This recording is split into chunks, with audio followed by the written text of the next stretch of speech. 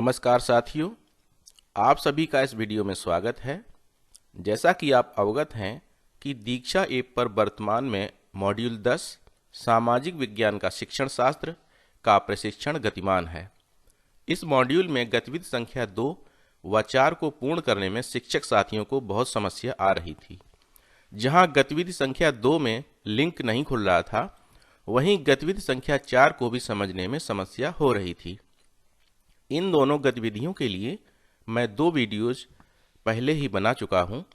यदि आप उन दोनों वीडियोज को देखना चाहते हैं तो ऊपर आई बटन को क्लिक कर देख सकते हैं। आज के इस वीडियो में मैं आपको इस मॉड्यूल की मुख्य प्रश्नोत्तरी में दिए गए सभी प्रश्नों के सही उत्तर बताने वाला हूं, जिससे कि आप अपने उत्तरों की जांच कर सकें। आइए प्रारंभ करते हैं यह प्रश्नोत्तरी और जानते हैं एक एक कर सभी प्रश्नों के सही उत्तर। साथियों, यदि यह वीडियो आपके लिए उपयोगी हो तो इसे लाइक कर दीजिए और अपने मित्रों को शेयर कर दीजिए। यदि आपने मेरे चैनल को अभी तक सब्सक्राइब नहीं किया है तो आपसे अनुरोध है कि वीडियो में आगे बढ़ने से पहले इस चैनल को सब्सक्राइब कर लीजिए और बेल आइकन को टैप कर ऑल सिलेक्ट कर लीजिए, जिससे कि मेरे आने वाले वीडियोज़ के नोटिफिकेशन आप तक पहुंचते रहें। आइए प्रारंभ करते हैं आज का वीडियो। इस प्रश्नोत्तरी का पहला प्रश्न है, राजतंत्रात्मक शासन की प्रणाली में कौन निर्णय लेता है और सरकार चलाता है? उत्तर के 4 विकल्प दिए गए हैं: राष्ट्रपति, मुख्यमंत्री, राजा या रानी और प्रधानमंत्री। इसका सही उत्तर है राजा या रानी।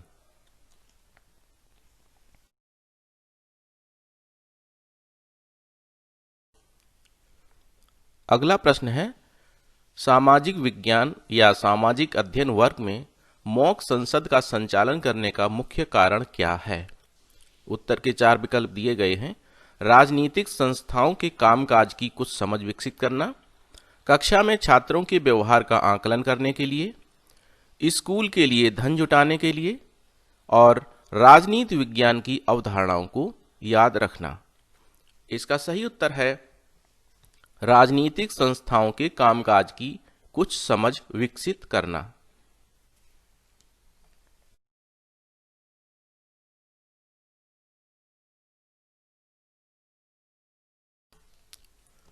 अगला प्रश्न है, एक ग्लोब के बारे में निम्नलिखित बयान में से कौन सा सही नहीं है? इसमें 4 कथन दिए गए हैं। इसमें से गलत कथन को आपको ढूंढना है। ग्लोब पृथ्वी का एक मॉडल है। स्पर्श ग्लोब विशेष जरूरतों वाले बच्चों के लिए इस्तेमाल किया जा सकता है।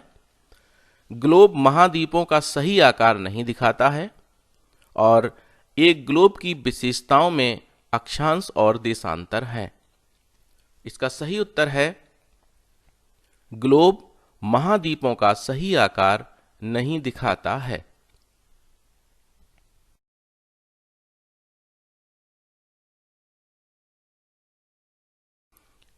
अगला प्रश्न है, 23.5 डिग्री दक्षिण अक्षांश के रूप में जाना जाता है।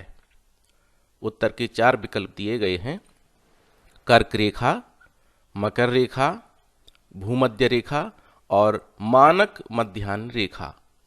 इसका सही उत्तर है मकर रेखा।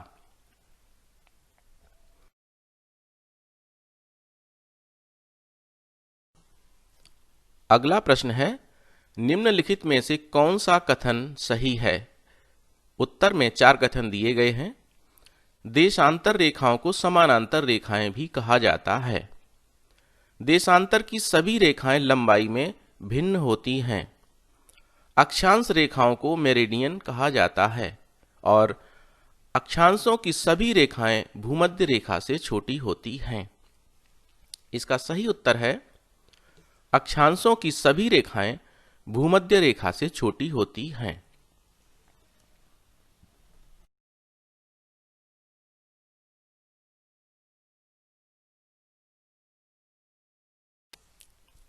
अगला प्रश्न है, कॉलम ए को कॉलम बी के साथ मैच करें और नीचे दिए गए कोड का उपयोग करके सही उत्तर का चयन करें।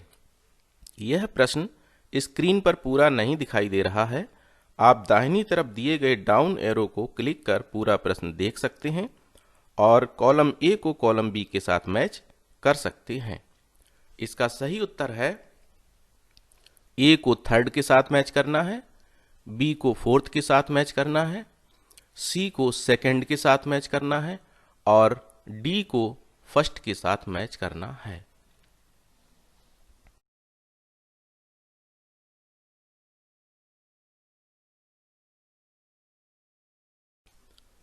अगला प्रश्न है साहित्यिक स्रोत हैं। उत्तर के 4 विकल्प दिए गए हैं। महाकाव्य, पुराण, स्मृति, ग्लोब, नक्शे, जानवरों की हड्डियां, पत्थर के औजार, मिट्टी के बर्तन, जले हुए अनाज और इमारतों, गड्ढे में बने घर, सिक्का। इसका सही उत्तर है महाकाव्य, पुराण, स्मृति।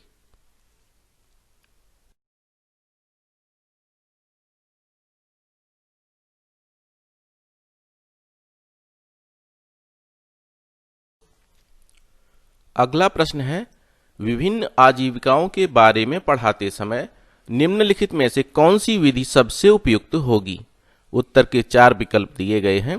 पाठ्यपुस्तक को जोर से पढ़ना, ड्रॉ या लिखें और चर्चा करें, बहसों का आयोजन और व्याख्यान विधि का उपयोग करना। इसका सही उत्तर है ड्रॉ या लिखें और चर्चा करें।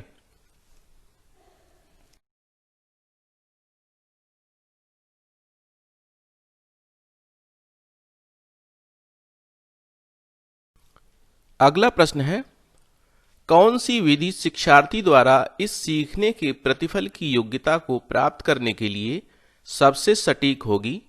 जांच करना कि क्या लोगों के पास जीविका कमाने के समान अवसर हैं। उत्तर के 4 विकल्प दिए गए हैं। केवल पाठ्यपुस्तकों से पढ़ना, परियोजना आधारित ज्ञान, पूरा करने हेतु दिया गया कार्य या व्याख्यान विधि का उपयोग करना। इसका सही उत्तर है परियोजना आधारित ज्ञान।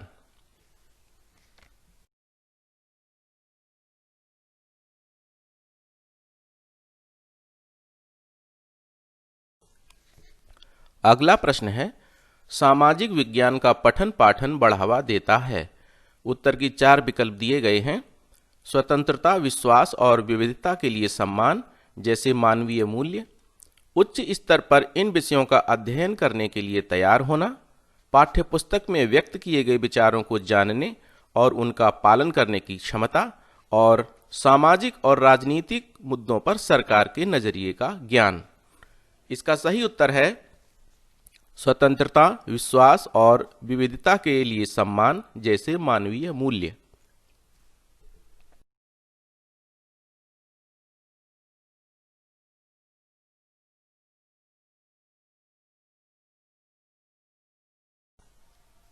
सभी प्रश्नों का उत्तर देने के बाद सबमिट बटन पर क्लिक करता हूं।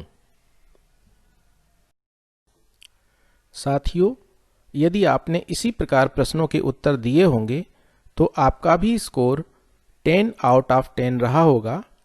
आप द्वारा इस प्रश्नोत्तरी में अर्जित किए गए अंक बहुत महत्वपूर्ण हैं। यदि आप अपने अंकों से संतुष्ट नहीं हैं तो आप रीडू या रिप्ले बटन पर क्लिक कर अथवा प्रश्नोत्तरी को ओपन कर सभी प्रश्नों के उत्तर पुनः दे सकते हैं एवं उत्तरों को सबमिट कर अपना स्कोर सुधार सकते हैं। अगले वीडियो तक के लिए आपसे अनुमति चाहता हूं। जय हिंद।